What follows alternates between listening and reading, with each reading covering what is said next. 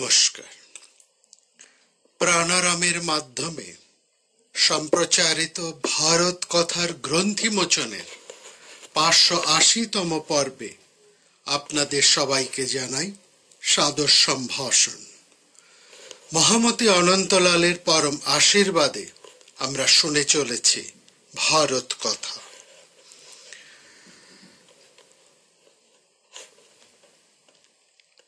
যুদ্ধ আরম্ভ হবে। উভয় পক্ষই সৈন্য সামন্ত সাজিয়ে যুদ্ধভূমি কুরুক্ষেত্রে সমবেত হয়েছেন উভয় পক্ষের সেনাপতিরা। ঠিক এই অবস্থায় আমরা লক্ষ্য করলাম মহামতি দ্বৈপায়ন ব্যাস এসে উপস্থিত হয়েছেন হস্তিনাপুরে কুরুপ্রাসাদে। সামনে ভয়ঙ্কর দিন আসছে সেটা বুঝেই তিনি পুত্র ধৃতরাষ্ট্রকে দুঃখ করতে বারণ করলেন। বললেন, রাজা, তোমার পুত্রদের এবং অন্যান্য রাজাদের সময় নিকটবর্তী হয়েছে, সুতরাং তারা যুদ্ধে পরস্পরকে সংহার করবে। পরিতকালান্তে পুত্রাশ্চান্যে চ পার্থিবা তে হন্যস্যন্তি সংগ্রামে সমাসদ্যতেরেতরম। আরো বললেন, তারা কালাক্রান্ত হয়ে যখন পরস্পরের সাথে যুদ্ধ করতে করতে নিজেরা ক্ষয়প্রাপ্ত হবে, বিনষ্ট হবে, জানবে এটা তাদের পরিণাম। এটা বুঝে তুমি শোক করো না। মাস্প শোকে মানঃ কৃতাঃ। তিনি বললেন, মহাকালের পরিপাক ঘটেছে এদেরকে কেন্দ্র করে, তুমি শোক করো না। যদি এই যুদ্ধটা তুমি দেখতে চাও তাহলে আমার যোগ্য বলে তোমায় দিব্য দুটি চোখ দান করতে পারি। ধৃতরাষ্ট্র বললেন, এতকাল চোখ দিয়ে দেখলাম না, আর এখন এই ভয়ঙ্কর জ্ঞাতি বধ আমি দেখতে চাইব কেন? তার চেয়ে বরং আপনি আপনার তেজ ক্ষমতায় এমন একটা ব্যবস্থা করুন যাতে এই যুদ্ধে কোথায় কি ঘটছে আমি তা অনুপুঙ্খ শুনতে পাই। যুদ্ধমেতদ্দশেষেণ শৃণুয়াং তব চেত তেজসা।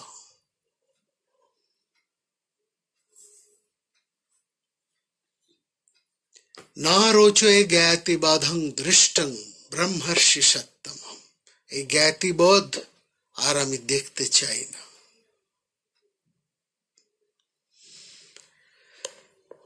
ব্যাস তখন বললেন, ঠিক আছে,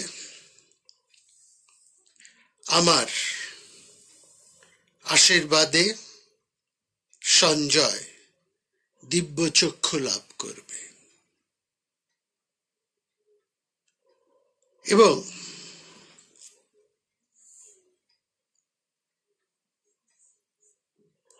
সে অশেষে বিশেষে এই যুদ্ধ তোমার কাছে বলবে। কথয়িষ্যন্তি তে যুদ্ধং সর্বগশ্চ ভবিষ্যতি। এষত সঞ্জয়ং রাজং যুদ্ধমেতৎ বদিষ্যতি।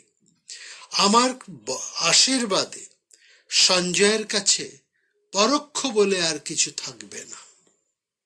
রাত্রি হোক, দিন হোক, কোনো কিছু প্রকাশিত থাকুক বা অপ্রকাশিত, সবকিছু সঞ্জয়ের দিব্য দৃষ্টিতে ধরা পড়বে, সে সব জানবে, সে সর্বজ্ঞ হবে। প্রকাশং বাহ প্রকাশং বা দিবা বা यदि বা নিশি मनसा चिन्तितामपि सर्वं वेत्सन्ति সঞ্জয়। সঞ্জয়ের ভূমিকার পরিবর্তন ঘটল, অর্থাৎ তার নতুন কর্তব্য, নতুন দায় তার চাপানো হলো সঞ্জয়ের উপর। এর আগে সঞ্জয় দৈত্য কর্মের দায় নির্বাহ করেছিলেন, এবং যেহেতু তিনি বহুদিন ধরে কুরু পাণ্ডবের জ্ঞাতি বৈরতা নীরবে দেখে এসেছেন, ফলত তার এই সর্বজ্ঞতার নিরিখে ব্যাসের আশীর্বাদে তার উপর একটা দায়িত্ব পড়ল, সম্পূর্ণ যুদ্ধ ধৃতরাষ্ট্রের কাছে বর্ণনা করার।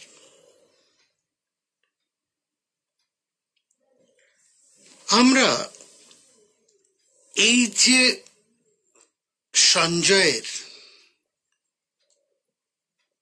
দিব্য দৃষ্টি,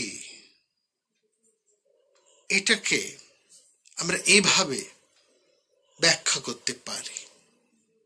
এর মধ্যে আমরা কোনো অলৌকিকতার কথা বলি না, আসলে মহাভারত তা বলেও নি।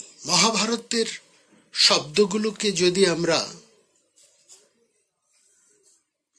একটু গুরুত্ব দিয়ে এবং সঠিকভাবে পর্যালোচনা করি, তাহলে আমরা এটা বুঝব, সঞ্জয় দিব্য চক্ষু লাভ করে একটা অনুপঙ্খ ধারা বিবরণী দেবার জন্য ব্যাসের আশীর্বাদ লাভ করেননি।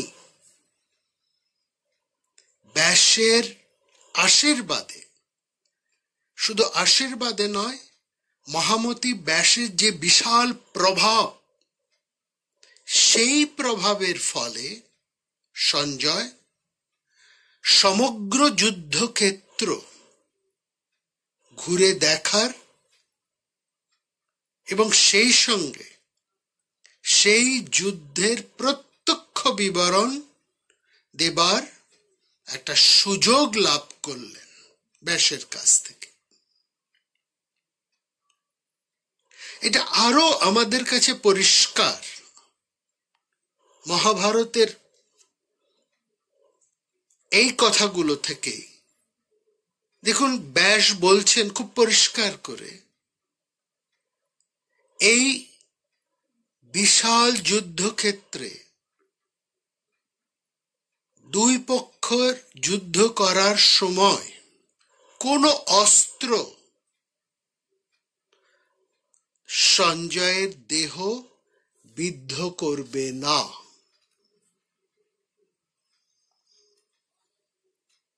এবং শুধু তাই নয়, আরো পরিষ্কার করে ব্যাসদেব বলেছেন যে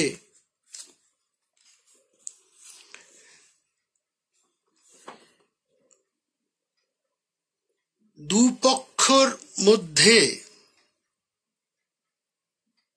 যখন যুদ্ধ হবে, কোন অস্ত্র যেমন সঞ্জয়কে বিদ্ধ করবে না, এবং সঞ্জয় এই যুদ্ধক্ষেত্র পরিভ্রমণের সময় তিনি কখনোই শ্রান্ত বোধ করবেন না, অর্থাৎ তিনি পরিশ্রান্ত হবেন না।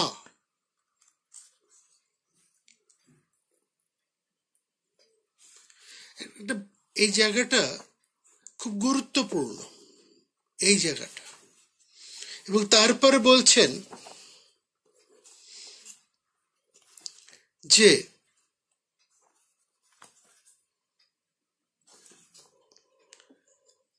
আরো একটা কথা, দুপক্ষের মধ্যে এই যুদ্ধ যতই ভয়ঙ্কর হয়ে উঠুক না কেন,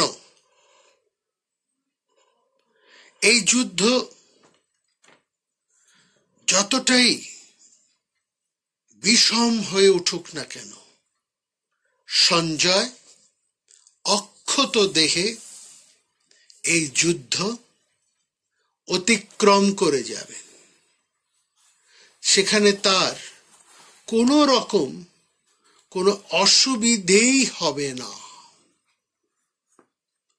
নৈনং শস্ত্রাণি ভেৎসন্তি নৈনং বাধিষ্যতে শ্রমঃ গাবলগ্গ নিরয়ং জীবনং যুদ্ধ দস্মাদিমক্ষতে।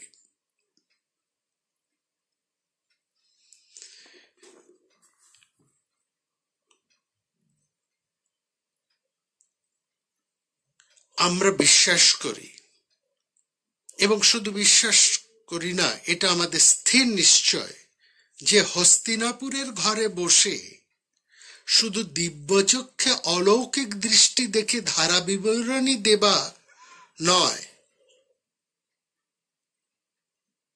যুদ্ধক্ষেত্রের সর্বত্র যাওয়া, স্বয়ং নিজে সেই যুদ্ধকে দেখা এবং সেই যুদ্ধের পূর্বাপর পরিস্থিতি বুঝে নেবার জন্য সঞ্জয় একজন প্রত্যক্ষ সাংবাদিকের ভূমিকাই পালন করবেন। এই ক্ষমতা, এই স্বাধীনতা, সেই সঙ্গে সর্বপ্রকার সুরক্ষা সঞ্জয়কে দেওয়া হয়েছে। এবং আমরা এটাও দেখলাম, উভয় পক্ষকেই মহামতি ব্যাস নির্দেশ দিয়েছেন যাতে সঞ্জয়কে কেউ অস্ত্রাঘাত না করে, কিংবা এই সংবাদ, যুদ্ধের সংবাদ সংগ্রহের সময় সঞ্জয়ের সঙ্গে কেউ কখনো এতটুকু অভদ্র আচরণ না করে। আমরা প্রায় যুদ্ধ শেষের মুখে একটি ঘটনা দেখব, যেখানে সঞ্জয় উপস্থিত আছেন এবং সেখানে তিনি ঘুরে বেড়াচ্ছেন।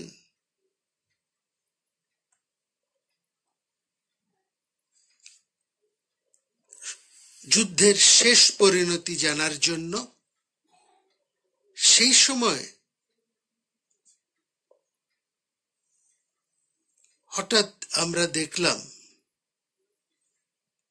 যে অশ্বত্থামা, কৃপ এবং কৃতবর্মারা অন্যদিকে সরে যাচ্ছেন। এমন সময় পাণ্ডবদের কেউ কিংবা ধৃষ্টদ্যম্ন, সাত্যকীরা এই সেখানে রয়েছেন। হঠাৎ অর্জুন শিষ্য সাত্যকী এসে সঞ্জয়কে ঘিরে ধরেছেন। সঞ্জয় যতই নিজের আত্মপরিচয় দিচ্ছেন, বলছেন আমি কৌরবদের কোনো সৈন্য সেনাপতি নই, সাত্যকী কিন্তু তাকে আরো কঠিন ভাবে বেঁধে ফেলেছেন।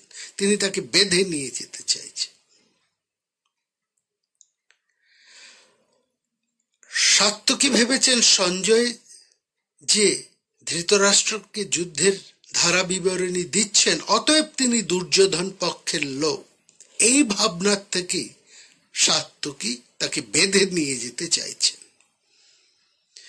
এর মধ্যে আবার দেখছি ধৃষ্টদ্যম্ন, যিনি একটু নৃশংস ক্রূর লোক, তিনি সাত্যকীর সাথে সঞ্জয় ধস্তাধস্তি দেখে বললেন, আরে এটাকে বেঁধে নিয়ে যাবার কি দরকার, একে বাঁচিয়ে রেখেই বা লাভ কি, কি মনেন গৃহীতেন নান্যার্থস্থ জীবিতা।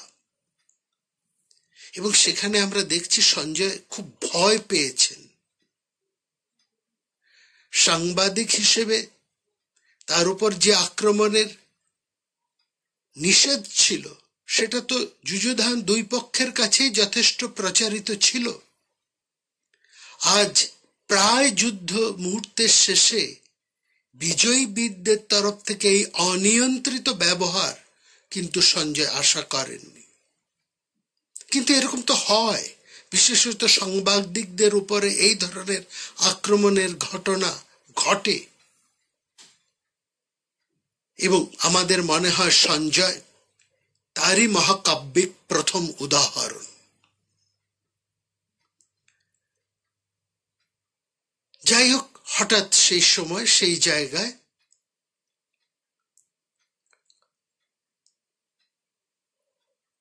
মহামতি ব্যাস এসে উপস্থিত হলেন।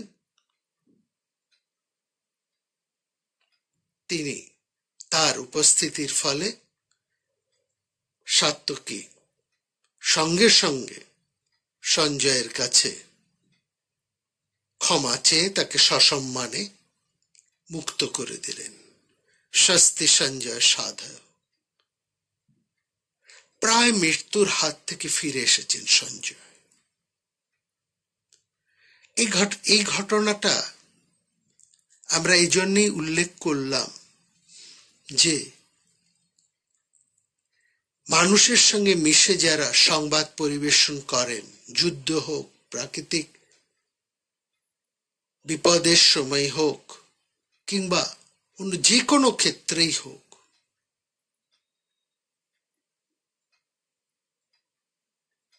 সেক্ষেত্রে কিন্তু অনেক সময় এরা এই সংবাদ সংস্থার প্রতিনিধিরা রাজনৈতিক হিংসার শিকার হন, যদিও সেই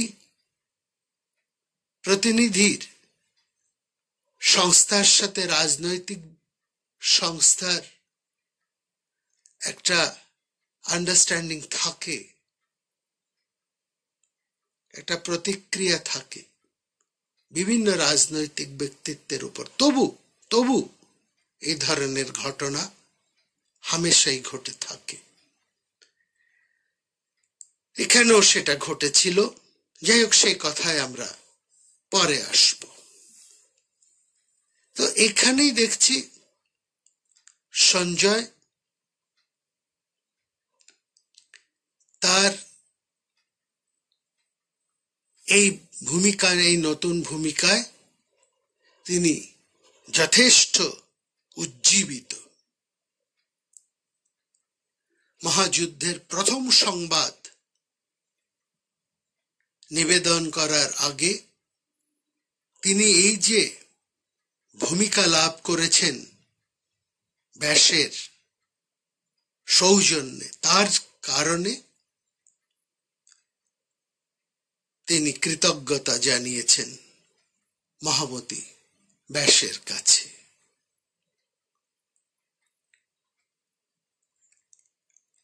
এখানে আমরা বলবো, বহু সময় ধরে, দীর্ঘ সময় ধরে এই কুরু সভায় বহু রাষ্ট্রনেতা, রাজপ্রতিনিধি এবং বহু শক্তিমান যুদ্ধবিদদের আনাগোনা এবং তাদের সমস্ত ব্যবহার সঞ্জয় খুব ভালোভাবেই লক্ষ্য করেছেন।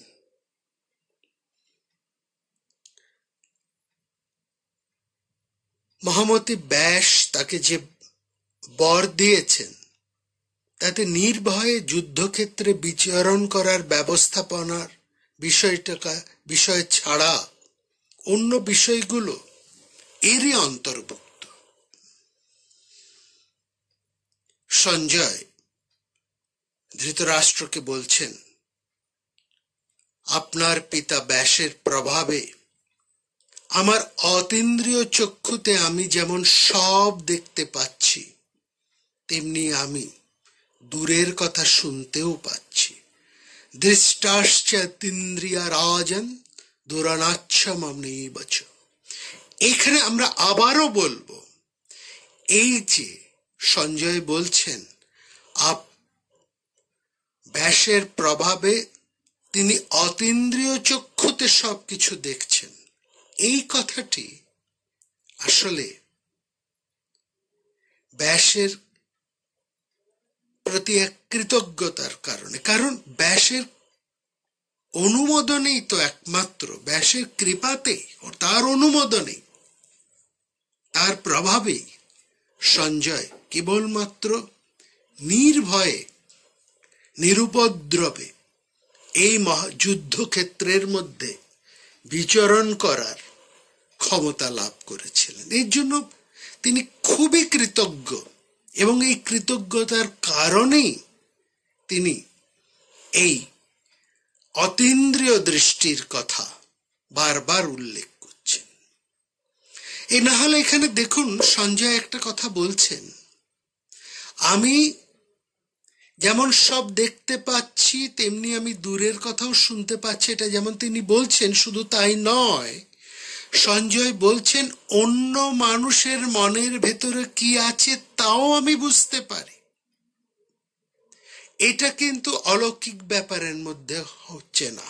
এই জায়গাটা হচ্ছে ভীষণ গুরুত্বপূর্ণ। এই কথাটাই এই কারণে আমরা আগেই বলেছি, যে উভয় পক্ষের যে সমস্ত রাজশক্তি, রাজন্য শক্তি পরস্পরের সাথে যুদ্ধে লিপ্ত হচ্ছেন, তাদের প্রত্যেককেই সঞ্জয় খুব ভালো করে দীর্ঘ সময় ধরে চেনেন, এবং তাদের ব্যবহার তিনি জানেন।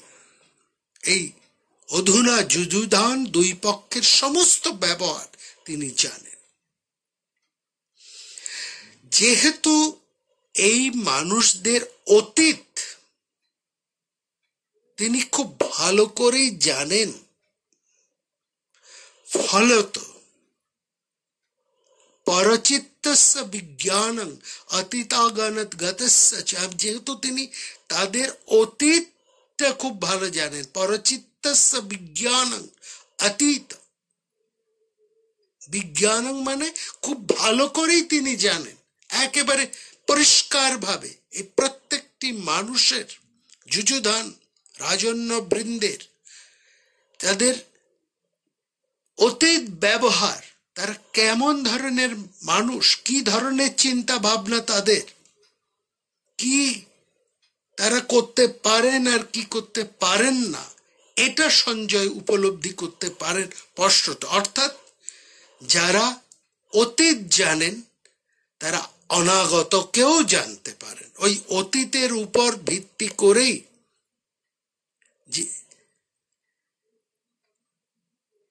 তারা ভবিষ্যৎটা কি হবে বা কি ভবিষ্যতেও তারা কি ধরনের আচরণ করবে সেটা কিন্তু বোঝা যায়। ঠিক এইখান থেকে সঞ্জয় ঠিক এই জায়গা থেকেই বলেছেন যে আমি অন্য লোকের মনের ভেতরে কি আছে সেটা যেমন বুঝতে পারি, অর্থাৎ অতীতে কি ঘটেছে এবং ভবিষ্যতে কি হবে সেটাও আমি জানি। যেহেতু তিনি অতীতে এই মানুষগুলো কি ধরনের ব্যবহার করত, তাদের মনোভাব কি, এটা যেহেতু সঞ্জয়ের কাছে খুব পরিষ্কার, ফলত তিনি ভবিষ্যতে এই ধরনের মানুষেরা কি ব্যবহার করবেন সেটাও তিনি খুব পরিষ্কারভাবে জানতে পারেন। অর্থাৎ মানুষের অতীতটা যদি ভালোভাবে জানা থাকে তাহলে সেই মানুষের ভবিষ্যৎটা অনুমান করা শক্ত নয়। এবং সঞ্জয় এই মানুষদেরকে অনেক আগে থেকে খুব বিশদে চেনেন বলেই তার এই পরচিত্ত জ্ঞান, সেটা কোনো অলৌকিকতা নয়, সেটা তার প্রজ্ঞা, তার বিশ্লেষণ ক্ষমতা, এটাই হচ্ছে আসল।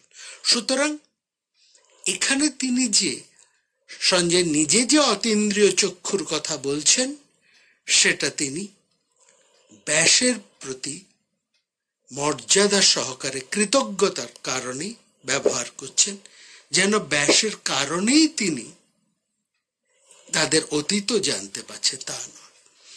ব্যাপারটা হচ্ছে এখানেই আমাদেরকে বুঝব। আমরা প্রবেশ করেছি ভীষ্ম পর্বে। ভীষ্ম পর্ব হচ্ছে মহামতি ভীষ্মের এই মহাযুদ্ধের ঘটনা সময়ের ইতিবৃত্ত। এক বিরাট পুরুষ, ইন্দ্রস্পর্ধী, সেকালের সবচাইতে বড় ব্যক্তিত্ব সম্পন্ন, সেকালের সবচাইতে জ্ঞানী, পরাক্রমী, এক মূল্যবোধ সম্পর্কিত মানুষ, যাকে কোন রাজন্য শক্তি অতিক্রম করতে পারেন না, সেই মানুষটির জীবন ইতিহাসই মহাভারতের ইতিহাস। মহাকবি তাই বলেছেন, বারবার তিনি বলেছেন তস্য ইতিহাস, তার ইতিহাস। এই মহাভারত হচ্ছে এই ভীষ্মেরই ইতিহাস, ভীষ্মের জীবন ইতিহাস। তার এই মহাযুদ্ধের ইতিবৃত্ত হচ্ছে এই পর্বের কথা। এই মহাযুদ্ধ মহাসর্বাধিনায়ক পদে বৃত হয়েছেন তিনি এই যুদ্ধের যেন ভবিষ্যৎ।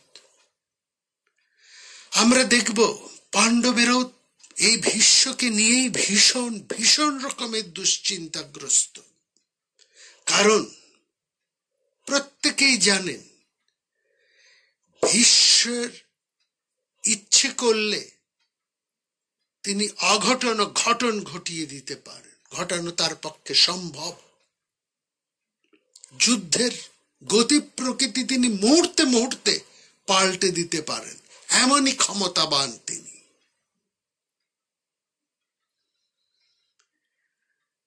সেই বীর তিনি আজকে সর্বাধিনায়ক পদে এই কুরুক্ষেত্রের মহাযুদ্ধে অবতীর্ণ হয়েছেন। তার কথা এই ভীষ্ম পর্বের কথা।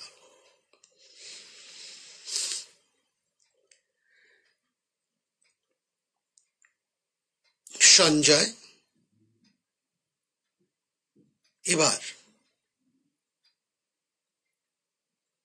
এই ভীষ্ম পর্বের আরম্ভে শ্রবণেচ্ছু ধৃতরাষ্ট্রকে 3 ভুবনের ভৌগোলিক আকার শোনালেন সেখানকার মানুষের কথা, এবং সেই বিরাট পৃথিবীর মধ্যে এই কুরুক্ষেত্র, যেখানে মহাযুদ্ধে উভয় পক্ষ যুযুধান।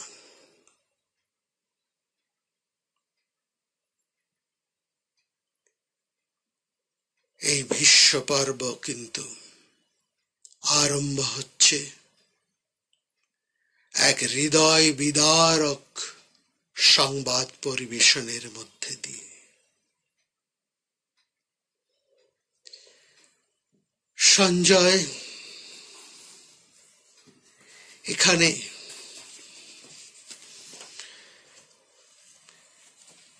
সংবাদ পরিবেশন করছেন।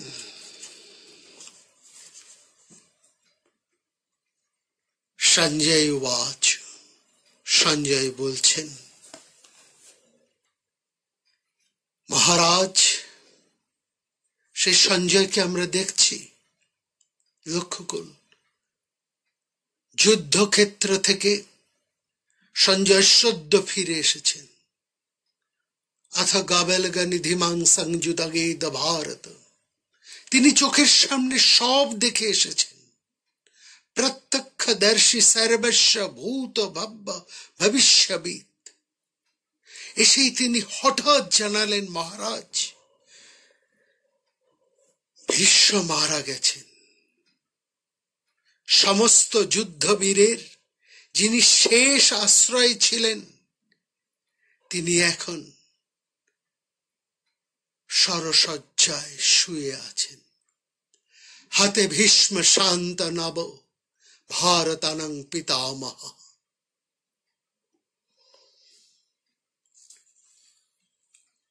আপনার পুত্র দুর্যোধন যার বল অবলম্বন করে যুদ্ধ আরম্ভ করেছিলেন, সেই ভীষ্ম আজ শিখণ্ডী কর্তৃক নিহত হয়ে মাটিতে শুয়ে আছেন। মহারাজ যিনি শৌর্যে ইন্দ্রের তুল্য, স্থৈর্যে হিমালয়ের তুল্য সদৃশ, গাম্ভীর্যে যিনি সমুদ্রের সমান এবং সহিষ্ণুতায় যিনি পৃথিবীর মতন দীপ্ত, সেই নরসিংহ ভীষ্মকে আজ শিখণ্ডী নিপাতিত করেছেন। যিনি ইন্দ্রের মতন স্থির থেকে সহস্র সহস্র বাণ বর্ষণ করে 10 দিনে যুদ্ধে বিপক্ষের লক্ষ সৈন্য সংহার করেছেন, আজ তিনি সেরূপ শয়নের অযোগ্য হয়েও আপনার বুদ্ধি দোষে নিহত হয়ে বায়ুভগ্ন বৃক্ষের মতো ভূতলে শয়ন করছেন। यशसक्रैवाश्खववर्षन् बाणन् सहस्रशः जगान जोधि जोधान्वरबुदं दशभिर्दिनै शशेते निहत भूमौ वातरुग्न इव द्रुम तव दुर्मृत्यन्ते राजन् यथा नार्ह स भारत। समस्त हस्तिनापुर स्तब्ध, निश्चल, शोक निमज्जित।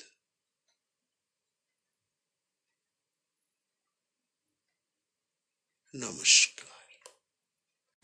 प्राणाराम प्राणाराम प्राणाराम।